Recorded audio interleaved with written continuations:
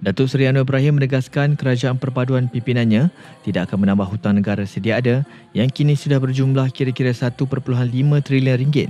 Perdana Menteri yang juga Menteri Kewangan berkata amalan berhutang secara tidak bertanggungjawab khususnya oleh pentadbiran terdahulu tidak akan diteruskan. Beliau berucap pada Majlis Pelancaran Sentuhan Kasih Desa di Dataran Nilai pada Sabtu. Turut sama hadir Timbalan Perdana Menteri yang juga Menteri Kemajuan Desa dan Wilayah Datuk Seri Dr. Ahmad Zaid Hamidi, Menteri Pertahanan Datuk Seri Muhammad Hassan serta Menteri Besar Negeri Sembilan Datuk Seri Aminuddin Harun. Mengulas lanjut, Anwar berkata situasi hutang yang dihadapi negara ketika ini adalah berbeza dengan apa yang berlaku ketika era pentadbiran Perdana Menteri kedua itu. Kita kata jangan hutang lagi. Kerana hutang itu siapa akan bayar? Sekarang bebannya dan anak-anak kita. Jadi anak kita lahir, tanggungjawab pertama bayar hutang.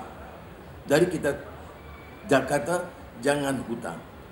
Dulu pernah ada hutang. Siapa yang mula hutang ni? Almarhum Tun Abdul Razak. Tapi hutang dia untuk apa? Untuk buka tanah, untuk buka felda, untuk buat pembangunan luar bandar masa itu. Jadi orang tak soal hutang yang diperlukan mengikut keupayaan kita untuk membangunkan negara.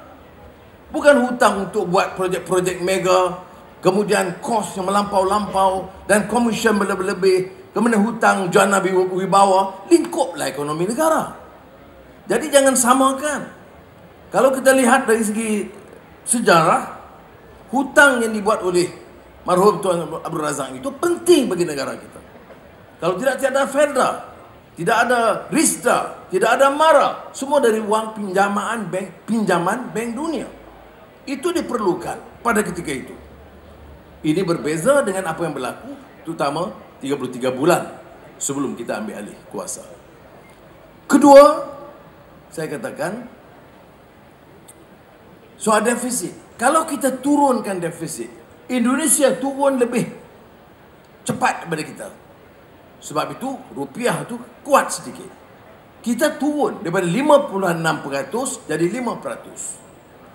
Saya sengaja minta kawan-kawan kita termasuk di kampung itu tahu. Jangan kita ingat ekonomi itu patut difaham oleh orang-orang cerdik pandai pakai ekonomi saja. Tidak. Kalau kita tidak ada maklumat ini, kita akan terus ditipu. Kita akan terus difitnah. Ya. Yang dia buat hutang banyak, dia tak cerita. Defisit banyak, dia tak cerita. Dia cerita apa yang kita belum bagi. Jadi kita terpaksa turunkan kerugian atau kekurangan perbelanjaan daripada 56% menjadi 5%. Orang tanya, mengapa tak kurangkan lebih lagi? Kalau kita kurang lebih, projek desa di wilayah terpaksa dipotong. Projek sekolah terpaksa dipotong.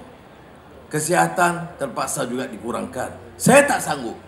Jadi rakan-rakan jemaah menteri kata, kita potong projek-projek mega yang tidak mendesak. Kita tambah projek pembangunan desa untuk pendidikan sekolah anak-anak kita. Kita tambah 2 bilion ringgit dalam keadaan susah.